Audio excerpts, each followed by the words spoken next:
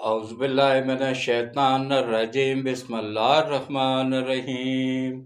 शुरू करता हूँ अल्लाह पाक के बाबरकत नाम के साथ जो दिलों के हाल बेहतर जानता है। मेरी तरफ से देखती आंखों सुनते कानों सबको अस्सलामु अलैकुम व रहमतुल्लाहि व बरकातहू। आज जुमे का बाबरकत दिन है और 16 दिसंबर है।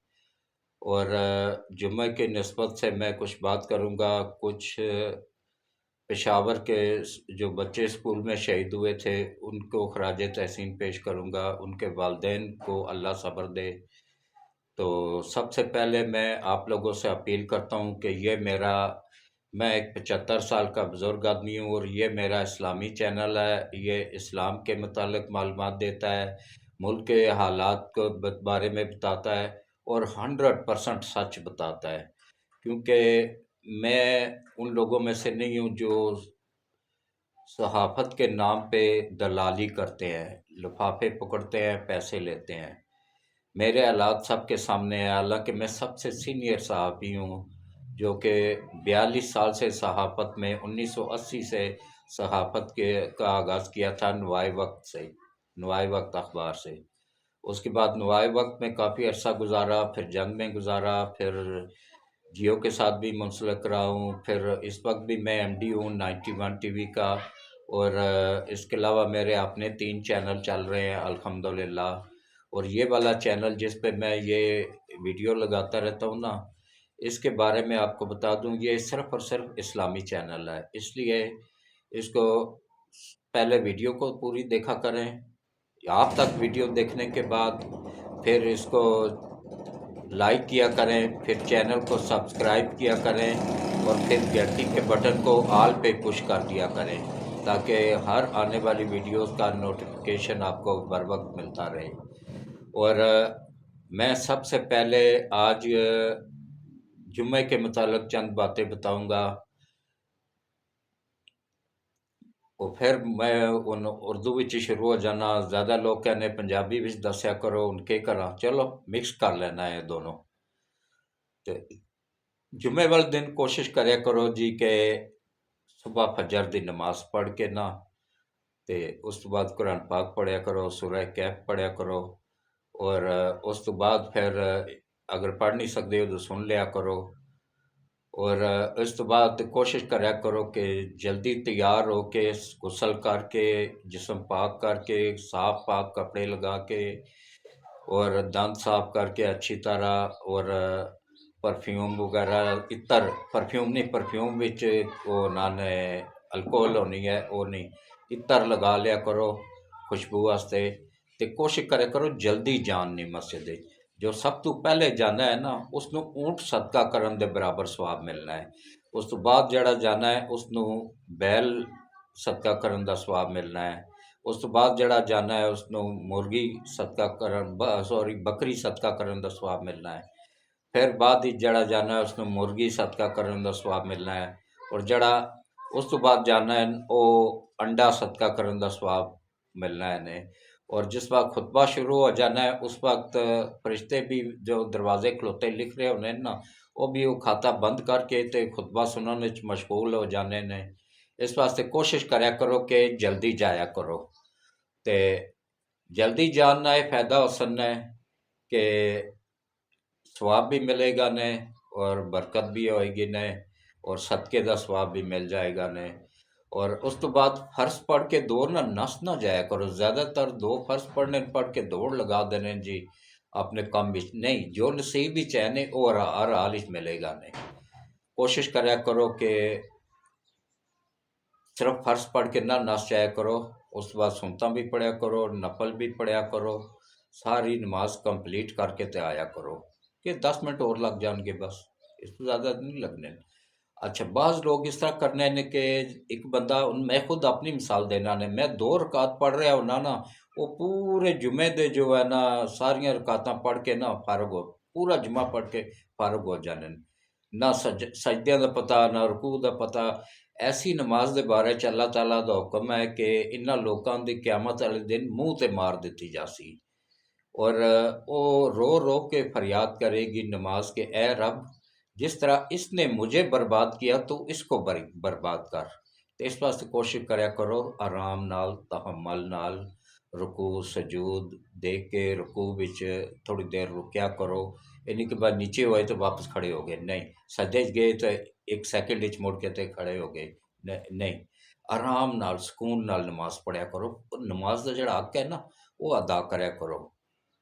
ਉਹ ਉਸਨੂੰ ਪੂਰੇ ਫਰਾਇਜ਼ ਨਾਲ ਦਿਲਜੋਈ ਨਾਲ ਸਕੂਨ ਨਾਲ ਇਤਮਾਨਾਨ ਨਾਲ ਪੜਿਆ ਕਰੋ ਤਾਂ ਕਿ ਅੱਲਾ ਦੀ ਰਹਿਮਤਾਂ ਨਾਜ਼ਲ ਹੋ ਜਾਵਣ। ਅੱਜ ਕੱਲ੍ਹ ਕਿਉਂ ਹਰ ਬੰਦਾ ਪਰੇਸ਼ਾਨ ਹੈ, ਟੈਨਸ਼ਨ ਵਿੱਚ ਹੈ, ਪਰੇਸ਼ਾਨੀ ਵਿੱਚ ਹੈ? ਉਸਦਾ ਇਹੀ ਵਜ੍ਹਾ ਹੈ ਕਿ ਅਸੀਂ ਨਹੀਂ ਪੂਰੀ ਤਰ੍ਹਾਂ ਇਬਾਦਤ ਕਰ ਰਹੇ ਹਾਂ ਅੱਲਾ ਦੀ। ਜਿਹੜਾ ਉਸਨੇ ਜਿਸ ਇਬਾਦਤ ਵਾਸਤੇ ਸਾਨੂੰ ਪੈਦਾ ਕੀਤਾ ਸੀ, ਅਸੀਂ ਦੁਨਿਆਵੀ ਕੰਮਾਂ 'ਚ ਪੈ ਗਏ ਹਾਂ। ਦੁਨਿਆਵੀ ਦੁਕਾਨ ਖੁੱਲ੍ਹੀ ਹੋਏਗੀ ਜੀ, ਕਾਰੋਬਾਰ ਖੋਲ੍ਹਣਾ ਹੈ ਜੀ, ਨਹੀਂ। जो नसीब विच है ਤੁਹਾਨੂੰ ਆਟੋਮੈਟਿਕ ਮਿਲ ਜਾਏਗਾ। ਥੋੜਾ ਲੇਟ ਖੋਲ ਲਿਆ ਕਰੋ, ਕੋਈ ਨਹੀਂ ਫਰਕ ਪੈਣਾ। 10-15 ਮਿੰਟ ਨਾਲ 10-15 ਮਿੰਟ ਲਗਾ ਕੇ ਨਾ ਸਕੂਨ ਨਾਲ ਨਮਾਜ਼ ਪੜ੍ਹ ਕੇ ਜੁਮਾ ਤੇ ਫਿਰ ਨਿਕਲਿਆ ਕਰੋ। ਤੇ ਇਸੇ ਤਰ੍ਹਾਂ ਆਮ ਦੂਸਰੀਆਂ ਨਮਾਜ਼ਾਂ ਵੀ ਇਸੇ ਤਰ੍ਹਾਂ ਇਸੇ ਰੂਟੀਨ ਵਿੱਚ ਪੜ੍ਹਿਆ ਕਰੋ। ਤੇ ਬਾਕੀ ਜੋ ਹੈ ਨਾ, ਦੇਖੋ ਜੀ ਅੱਜ 16 ਦਸੰਬਰ ਹੈ। 16 ਦਸੰਬਰ ਵਾਲੇ ਦਿਨ ਹੀ पेशावर ਵਿੱਚ ਉਹਨਾਂ ਬੱਚਿਆਂ ਉੱਤੇ ਕਿਆਮਤ ਟੁੱਟੀ ਸੀ ਜਿਹੜਾ ਸਕੂਲ ਵਿੱਚ ਹਮਲਾ ਹੋਇਆ ਸੀ। ਤੇ ਇਤਨਾ ਦੇਖੋ ਜਦੀਦ ਅਸਲਾ ਸੀ ਉਹਨਾਂ ਕੋਲ। ਉਹ ਅਸਲਾ ਉੱਥੇ KPK ਵਿੱਚ ਖਾਨ ਸਾਹਿਬ इमरान खान साहब ਦੀ हुकूमत ਸੀ। ਫਿਰ ਕਹਿੰਦੇ ਜੀ ਮੈਂ ਖਾਨ ਦੇ ਖਿਲਾਫ ਬੋਲਣਾ। ਬਈ ਮੈਂ ਕਿਉਂ ਬੋਲਾਂ ਨਾ ਬੋਲਾਂ? ਇਸ ਦੇ ਸਾਰੇ ਕੰਮ ਹੀ ਐਸੇ ਹੀ ਨੇ ਕਿ ਜਿਹੜੇ ਬੋਲਣਾ ਪੈਣਾ ਹੈ ਮਜਬੂਰਨ। ਦੇਖੋ ਜੀ ਇਸ ਨੂੰ ਕੋਈ ਬਹਾਨਾ ਨਹੀਂ ਸੀ ਮਿਲ ਰਿਹਾ ਧਰਨਾ ਖਤਮ ਕਰਨ ਦਾ। ਪੈਸੇ ਵੀ ਖਤਮ ਹੋ ਰਹੇ ਸਨ ਤੇ ਇਹਨਾਂ ਨੇ ਕਿੰਨਾ ਬੜਾ ਜ਼ੁਲਮ ਕੀਤਾ ਕਿ ਉਹਨਾਂ ਬੱਚਿਆਂ ਉੱਤੇ ਹਮਲਾ ਕਰਵਾ ਕੇ ਨਹੀਂ ਉਹ ਲਿਜਾ। ਤੁਸੀਂ ਮੈਨੂੰ ਇੱਕ ਪਿਸਤੌਲ ਉੱਥੋਂ ਪੇਸ਼ਾਵਰ ਤੋਂ ਪਿੰਡੀ ਤੱਕ ਜਾਂ ਇੱਕ ਚੈੱਕ ਪੋਸਟ ਕ੍ਰਾਸ ਕਰਕੇ ਦੱਸੋ ਪਿਸਤੌਲ ਲਗਾ ਕੇ। ਉਹਨਾਂ ਕੋਲ ਤਾਂ ਬਾਕਾਇਦਾ ਕਲਾਸ਼ਨਕੋਫਾਂ ਸਨ, ਗੰਨਾਂ ਸਨ, ਤੋਪਾਂ ਸਨ, ਰਾਕਟ ਲਾਂਚਰ ਸਨ। ਕਿਸ ਤਰੀਕੇ ਨਾਲ ਇਤਨਾ ਹੈਵੀ ਅਸਲਾ ਲੈ ਕੇ ਉਹ ਉੱਥੇ ਸਕੂਲ ਤੱਕ ਪਹੁੰਚੇ ਨੇ? ਉਹਨਾਂ ਨੂੰ ਪਹੁੰਚਾਇਆ ਗਿਆ ਸੀ। ਉਹਨਾਂ ਬੱਚਿਆਂ ਨੂੰ ਕੁਰਬਾਨ ਕਰਕੇ ਤੇ ਇਹਨਾਂ ਨੇ ਖਾਨ ਸਾਹਿਬ ਨੇ ਉਹ ਕੀਤਾ ਸੀ। ਮੈਂ ਉਹਨਾਂ 'ਤੇ ਡਾਇਰੈਕਟ ਇਲਜ਼ਾਮ ਨਹੀਂ ਲਗਾ ਰਿਹਾ, ਇਹ ਅੱਲਾ ਨੂੰ ਬਿਹਤਰ ਪਤਾ ਹੈ, ਮੈਨੂੰ ਨਹੀਂ ਪਤਾ। ਲੇਕਿਨ ਸੂਰਤ ਹਾਲ ਐਸੀ ਹੈ ਕਿ ਸਾਰੇ ਇਸ਼ਾਰੇ ਉਹਨਾਂ ਦੀ ਤਰਫ ਜਾ ਰਹੇ ਨੇ। ਤੇ ਉਹ ਤਾਂ ਅੱਲਾ ਪੁੱਛੇਗਾ ਨਾ ਰੋਜ਼ੇ ਕਿਆਮਤ ਵਾਲੇ ਦਿਨ। ਇੱਥੇ ਤਾਂ ਜੋ ਮਰਜ਼ੀ ਕਰ ਲਓ, ਉੱਥੇ ਤਾਂ ਜਵਾਬ ਦੇਣਾ ਪਏਗਾ। ਤੇ ਅੱਲਾ ਉਹਨਾਂ ਬੱਚਿਆਂ ਦੇ, ਉਹ ਤਾਂ ਵੈਸੇ ਵੀ ਮਾਸੂਮ ਬੱਚੇ ਸਨ, ਫਿਰ ਵੀ ਜੋ ਉਸਤਾਦ ਸਨ ਉਹਨਾਂ ਦੇ ਨਾਲ ਸ਼ਹੀਦ ਹੋਏ ਨੇ, ਉਹਨਾਂ ਬੱਚਿਆਂ ਨੂੰ, ਉਹਨਾਂ ਉਸਤਾਦਾਂ ਨੂੰ ਅੱਲਾ ਦਰਜਾਤ ਬੁਲੰਦ ਕਰੇ। ਅੱਲਾ ਉਹਨਾਂ ਨੂੰ ਜੰਨਤੁਲ ਫਿਰਦੌਸ ਦੀ ਸਭ ਤੋਂ ਆਲਾ ਮੁਕਾਮ ਅਤਾ ਫਰਮਾਏ ਔਰ ਅੱਲਾ ਤਾਲਾ ਉਹਨਾਂ ਦੇ ਤਮਾਮ ਸਗੀਰਾ ਔਰ ਕਬੀਰਾ ਗੁਨਾਹਾਂ ਨੂੰ ਮਾਫ ਫਰਮਾਏ ਔਰ ਅੱਲਾ ਤਾਲਾ ਉਹਨਾਂ ਦੀ ਕਬਰਾਂ ਨੂੰ ਰੋਸ਼ਨ ਫਰਮਾਏ ਔਰ ਅੱਲਾ ਉਹਨਾਂ ਦੀ ਕਬਰਾਂ ਨੂੰ ਕੁਸ਼ਾਦਾ ਫਰਮਾਏ ਔਰ ਅੱਲਾ ਉਹਨਾਂ ਨੂੰ ਕਬਰ 'ਚ ਬਾਰ-ਬਾਰ ਨਬੀ ਪਾਕ ਸੱਲੱਲਾਹੁ ਅਲੈਹਿ ਵਸੱਲਮ ਦੀ ਜ਼ਿਆਰਤ ਨਸੀਬ ਫਰਮਾਏ ਔਰ ਉਹਨਾਂ ਨੂੰ ਰੋਜ਼ੇ ਕਿਆਮਤ ਹਜ਼ਰਤ ਮੁਹੰਮਦ ਮੁਸਤਫਾ ਸੱਲੱਲਾਹੁ ਅਲੈਹਿ ਵਸੱਲਮ ਦੀ ਸ਼ਫਾਅਤ ਨਸੀਬ ਫਰਮਾਏ ਔਰ ਉਹਨਾਂ ਦੇ ਵਾਲदैन ਨੂੰ ਸਬਰ ਜਮੀਲ ਅਤਾ ਫਰਮਾਏ, ਵਾਲदैन ਨੂੰ ਅੱਛਾ ਸਿਲਾ ਅਤਾ ਫਰਮਾਏ ਔਰ ਰੋਜ਼ੇ ਕਿਆਮਤ ਉਹਨਾਂ ਬੱਚਿਆਂ ਨੂੰ ਆਪਣੇ ਮਾਂ ਬਾਪ ਦੇ ਸ਼ਫਾਅਤ ਦਾ ਜ਼ਰੀਆ ਬਣਾਏ ਔਰ ਅੱਲਾ ਤਾਲਾ ਜਿਨ੍ਹਾਂ ਨੇ ਉਹ ਕੰਮ ਕੀਤਾ ਸੀ, ਉਹਨਾਂ ਮਾਸੂਮ ਬੱਚਿਆਂ ਉੱਤੇ ਹਮਲਾ ਕੀਤਾ ਸੀ, ਅੱਲਾ ਉਹਨਾਂ ਨੂੰ ਨੇਜ਼ ਤੋਂ ਨਾਬੂਦ ਕਰੇ ਔਰ ਅੱਲਾ ਤਾਲਾ ਉਹਨਾਂ ਨੂੰ ਨਿਸ਼ਾਨੇ ਇਬਰਤ ਬਣਾਏ। ਜੋ ਸਹੂਲਤਕਾਰ ਸਨ ਉਹਨਾਂ ਨੂੰ ਵੀ ਔਰ ਜੋ ਉਹਨਾਂ ਨੇ ਹਮਲਾ ਕੀਤਾ ਸੀ ਉਹਨਾਂ ਨੂੰ ਵੀ ਅੱਲਾ ਤਾਲਾ ਨਿਸ਼ਾਨੇ ਇਬਰਤ ਬਣਾਏ ਔਰ ਅੱਲਾ ਤਾਲਾ ਉਹਨਾਂ ਦੇ ਘਰ ਵਾਲਿਆਂ ਨੂੰ ਸਬਰ ਅਤਾ ਫਰਮਾਏ ਔਰ ਅੱਲਾ ਤਾਲਾ ਅਸੀਂ ਸਾਰਿਆਂ ਨੂੰ ਆਇੰਦਾ ਤੋਂ ਇਸ ਦੇ ਸਹੀ ਫੈਸਲੇ ਕਰਨ ਦੀ ਤੌਫੀਕ ਅਤਾ ਫਰਮਾਏ। ਇਸ ਤੋਂ ਪਹਿਲੇ ਦੇਖੋ ਆਵਾਮ ਵੋਟ ਦੇਣੇ ਸਨ ਨਾ ਤੇ ਮੁੰਤਖਬ ਉਹੀ ਹੋਣਾ ਸੀ ਜਿਸ ਨੂੰ ਸਟੈਬਲਿਸ਼ਮੈਂਟ ਚਾਹਨੀ ਸੀ, ਉਹੀ ਮੁੰਤਖਬ ਹੋ ਕੇ ਆਉਣਾ ਸੀ। ਆਵਾਮ ਦੇ ਵੋਟ ਦੀ ਕੋਈ ਵੈਲਿਊ ਨਹੀਂ ਸੀ। ਵਾਹਿਦ ਵੋਟ ਕੋ ਇੱਜ਼ਤ ਦੋ ਬਿਆਨੀਆ ਨਵਾਜ਼ ਸ਼ਰੀਫ ਨੇ ਸ਼ੁਰੂ ਕੀਤਾ ਔਰ ਅਲਹਮਦੁਲਿਲਾ ਅੱਲਾ ਉਸ ਨੂੰ ਕਾਮਯਾਬੀ ਅਤਾ ਕੀਤੀ ਹੈ। ਇਸ ਵਕਤ ਹੁਣ ਜਿਹੜਾ ਇਲੈਕਸ਼ਨ ਹੋਏਗਾ ਨਾ ਉਹ ਬਿਲਕੁਲ ਫ੍ਰੀ ਐਂਡ ਫੇਅਰ ਹੋਏਗਾ। ਉਸ ਦੇ ਵਿੱਚ ਅੱਛੀ ਤਰ੍ਹਾਂ ਸੋਚ ਸਮਝ ਕੇ ਗੂਗਲ ਸਰਚ ਕਰਕੇ, ਅੱਜ ਕੱਲ੍ਹ ਹਰ ਚੀਜ਼ ਗੂਗਲ 'ਤੇ ਹੀ ਨੇ, ਗੂਗਲ ਸਰਚ ਕਰ ਲਿਓ ਕਿ ਜ਼ਰਦਾਰੀ ਨੇ ਆਪਣੇ ਦੌਰ ਵਿੱਚ ਕਿਤਨੇ ਕਰਜ਼ੇ ਲਏ ਨੇ, ਗੂਗਲ ਸਰਚ ਕਰ ਲਿਓ ਨਵਾਜ਼ ਸ਼ਰੀਫ ਨੇ ਆਪਣੇ ਦੌਰ ਵਿੱਚ ਕਿਤਨੇ ਕਰਜ਼ੇ ਲਏ ਨੇ, ਗੂਗਲ ਸਰਚ ਕਰ ਲਿਓ ਇਮਰਾਨ ਖਾਨ ਨੇ ਆਪਣੇ ਦੌਰ ਵਿੱਚ ਕਿਤਨੇ ਕਰਜ਼ੇ ਲਏ ਨੇ ਔਰ ਉਸ ਤੋਂ ਬਾਅਦ ਫਿਰ ਇਹ ਚੈੱਕ ਕਰੋ ਕਿ ਭਾਈ ਜ਼ਰਦਾਰੀ ਨੇ ਆਪਣੇ ਦੌਰ ਵਿੱਚ ਕਰਜ਼ਿਆਂ ਦਾ ਕਿਸ ਤਰ੍ਹਾਂ ਇਸਤੇਮਾਲ ਕੀਤਾ, ਕਿਤਨੇ ਕੰਮ ਕਰਵਾਏ ਨੇ, ਕਿਹੜੇ ਕਿਹੜੇ ਪ੍ਰੋਜੈਕਟ ਸ਼ੁਰੂ ਕਰਵਾਏ ਨੇ। ਫਿਰ ਨਵਾਜ਼ ਸ਼ਰੀਫ ਨੇ ਆਪਣੇ ਕਰਜ਼ਿਆਂ ਨੂੰ ਕਿਸ ਤਰ੍ਹਾਂ ਇਸਤੇਮਾਲ ਕੀਤਾ, ਕਿਹੜੇ ਕਿਹੜੇ ਪ੍ਰੋਜੈਕਟ ਸ਼ੁਰੂ ਕੀਤੇ ਨੇ, ਕਿੱਥੇ ਕਿੱਥੇ ਲਗਾਇਆ ਪੈਸਾ, ਉਹ ਸਾਰਾ ਗੂਗਲ ਤੋਂ ਸਰਚ ਕਰ ਲਿਓ। ਉਸ ਤੋਂ ਬਾਅਦ ਫਿਰ ਖਾਨ ਸਾਹਿਬ ਦਾ ਆ ਜਾਓ, ਖਾਨ ਸਾਹਿਬ ਦਾ ਚੈੱਕ ਕਰੋ ਕਿ ਉਹਨਾਂ ਨੇ 75 ਸਾਲ ਦੇ ਕਰਜ਼ੇ 4 ਸਾਲਾਂ 'ਚ ਡਬਲ ਕੀਤੇ ਨੇ। ਉਹ ਇਤਨਾ ਪੈਸਾ ਲੈ ਕੇ ਉਹ ਪੈਸਾ ਕਿੱਥੇ ਲਗਾਇਆ ਨੇ, ਕੋਈ ਪ੍ਰੋਜੈਕਟ ਐਸਾ ਹੈ ਜਿਹੜਾ ਉਹਨਾਂ ਨੇ ਬਣਾਇਆ ਹੋਵੇ ਔਰ ਕੰਪਲੀਟ ਕੀਤਾ ਹੋਵੇ, ਸ਼ੁਰੂ ਕਰਕੇ 4 ਸਾਲਾਂ 'ਚ ਕੰਪਲੀਟ ਕੀਤਾ ਹੋਵੇ ਨੇ। ਉਹ ਸਿਰਫ ਔਰ ਸਿਰਫ ਨਵਾਜ਼ ਸ਼ਰੀਫ ਦੇ ਲੱਗੇ ਹੋਏ ਪ੍ਰੋਜੈਕਟ ਜਿਹੜੇ ਸਨ ਨਾ, ਉਹਨਾਂ ਉੱਤੇ ਆਪਣੇ ਨਾਮ ਦੀਆਂ ਤਖਤੀਆਂ ਲਗਾਉਣੇ ਰਹੇ ਨੇ। ਇਸ ਤਰ੍ਹਾਂ ਨਹੀਂ ਚੱਲਣਾ ਹੈ। ਆਵਾਮ ਅੱਜ ਕੱਲ੍ਹ ਗੂਗਲ ਦਾ ਦੌਰ ਹੈ, ਨੈਟ ਦਾ ਦੌਰ ਹੈ, मीडिया का दौर है, उन कुछ भी नहीं छुपता है। तो बाकी मैं जो है ना फिर एक दफ़ा कहवांगा ने कि मेरे चैनल ਨੂੰ लाजमी सब्सक्राइब किया करो, पहले वीडियो देखा करो। इसका प्रॉपर एक तरीका है, पहले वीडियो आप तक देखो, उस तो बाद लाइक करो, फिर चैनल सब्सक्राइब करो, फिर घंटी के बटन ਨੂੰ आल ते पुश कर दो ताकि हर आने वाली नई वीडियोज़ का नोटिफिकेशन ਤੁਹਾਨੂੰ बर वक्त मिल सके। तो इस तो बाद फिर मुल्क का सोचो, मुल्क का देखो कि मुल्क का वफादार कौन है, किसने इस मुल्क को फायदा दिता है और किसने इस मुल्क को तबाह किया है। एक बंदा चाहना है कि मुल्क एशियन टाइगर बने, एक बंदा चाहना है किसी तरह मुल्क श्रीलंका बने। उसके पिछे ਜਿਹੜੇ इन्वेस्टर ने, आलमी ताकत ने, उन्होंने इन्वेस्टमेंट की इस वास्ते है, उन्होंने पिछू डंडा दिता होया जी जितने जल्दी हो सके इस मुल्क को श्रीलंका तो भी बदतर बनाओ। तो आवाम को शऊर होना चाहिए है और यूथियों को अकल होनी चाहिए है। वैसे अकल ना उन्होंने अल्लाह ने अकल का ऑप्शन रखा है, ना गैरत का ऑप्शन रखा है और ना ही उन्होंने शऊर का ऑप्शन रखा है। वो कोई अलग ही मखलूक है। अल्लाह उन्होंने हिदायत देवे तो मैं तो दुआ ही कर सकना जी। तो उस तो बाद जो है ना देखो इस वक्त सर्दी का दौर है ने, अपने वालदैन की कोशिश करो ज़्यादा तो ज़्यादा उन्होंने गर्म कपड़े पहनाओ, सर्दी तो बचाओ ने। अगर उन्होंने कमरे विच ज़्यादा सर्दी है तो थोड़ी हीटर वगैरह जला दिया करो ने थोड़ी देर वास्ते, और राती सहने टाइम हर हाल हीटर बंद करके सया करो, चाहे बिजली का है चाहे गैस का है, और बाहर रख के सया करो। कितने हादसे असां दे सामने होए ने फिर भी लोग भुल जाने ने। गैस का चूल्हा, गैस का हीटर चलता छोड़ के सह जासन, सुबह सारे उसे सुते ही रह जाने ने हमेशा से। अल्लाह सारे अकल दे, हिदायत दे।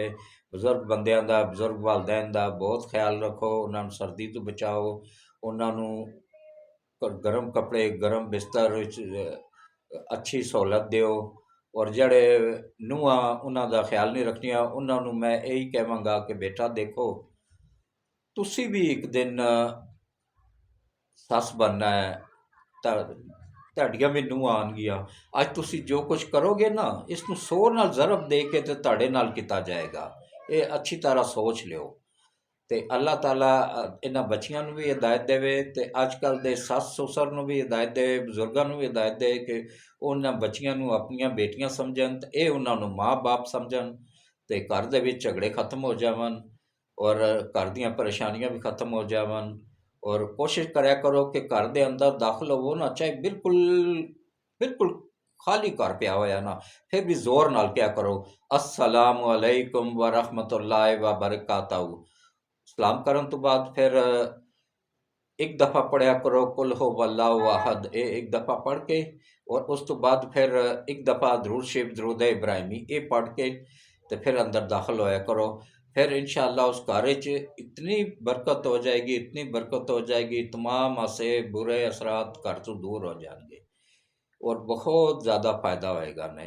कोशिश करया करो, ये छोटियां छोटियां गल्लां इन्हां ते अमल करया करो। एक कम अज़ कम एक सफ़ा जरूर कुरान पाक दा डेली सुबह खोलिया करो फजर तो बाद, बजाय सैन देना। एक आयत ही खाली पढ़ लो ना, लेकिन कुरान पाक डेली खोलिया करो।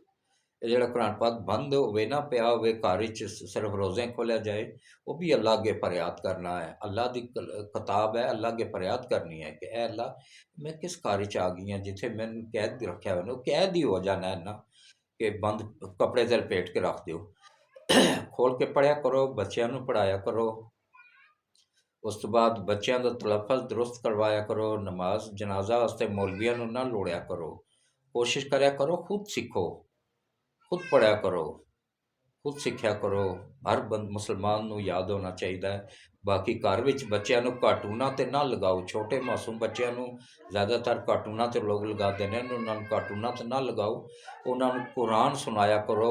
कुरान आस्ता आस्ता वो बच्चा छोटा 6 महीने के बच्चे नूं सुनाना शुरू करोगे ना, उसनूं सुकून मिलना शुरू हो जाएगा। उसकी जिंदगी विच बरकतां आ जाएगियां।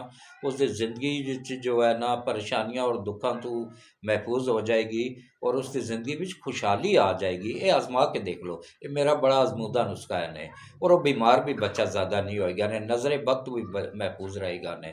जिस बच्चे को डेली कुरान पाक दी सिर्फ सूरा रहमान ही सुना दिया करो ना, उसनों वो बच्चा आदी हो जाएगा उसका।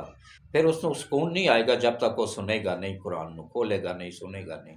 ये शुरू तो 6 महीने के बच्चे को आदत पाओ। वो अजकल के करते जी, कार्टूना तो लगा देने, थोड़े बड़े होने बच्चे तो पैपजी के पैप्सी कोई इस तरह की कोई वो चली हुई है, उस तो लग जाने ने। ते अल्लाह ने बच्चों को भी हदायत दे, माँ प्यो को हदायत दे, और अल्लाह असां सारिਆਂ ਨੂੰ हदायत दे। और अल्लाह इस मुल्क की हिफाजत फरमाए, और अल्लाह सानू वालदैन की कदर करने की तौफीक अता फरमाए। ये बड़े थोड़े अरसे वास्ते तुहाडे कोल होने ने। अल्लाह ताला तौफीक देवन ने। माँ बाप की खिदमत करो, तुहाडी औलाद भी तुहाडी कल खिदमत करेगी। और अल्लाह ताला इस मुल्क की हिफाजत फरमाए, मुल्क की अफवाज पाकिस्तान की हिफाजत फरमाए। और अल्लाह ताला अस सारिਆਂ ਨੂੰ कुरान ते चलन की तौफीक अता फरमाए। नबी पाक सल्लम दे दसे हुए रस्ते ते चलन की तौफीक अता फरमाए। और अल्लाह ताला दे दसे हुए रस्ते ते चलन की तौफीक अता फरमाए। आमीन सुम्मा आमीन। ठीक है जी, तुसी भी जाके जुम्मा पढ़ो। अल्लाह तुहाडे सारिਆਂ दे जुम्मे कबूल करे और सारिਆਂ ਨੂੰ परेशानियों तो महफूज रखे, दुखों तो महफूज रखे। घर विच खैरो बरकत पाए। जिन्हां घरां जवान बच्चियां ने, अल्लाह उन्हां दी गैब तो मदद करे और अच्छे नेक लोगां च रिश्ते हो जावन। जेड़े बच्चे बैठे हुए ने, अल्लाह उन्हां दा भी बेहतर सबब बनाए। जो बेरोज़गार ने, अल्लाह उन्हां नूं अच्छा रोज़गार अता फरमाए। और जो परेशान हाल ने, अल्लाह उन्हां सारिਆਂ दी परेशानियां दूर करे, सारिਆਂ दी मुश्किलां आसान करे। और अल्लाह गैब तो मदद करे सारिਆਂ दी, और दुनिया और आखरत दोनों बेहतर कर दे। आमीन सुम्मा आमीन। अल्लाह हाफिज़।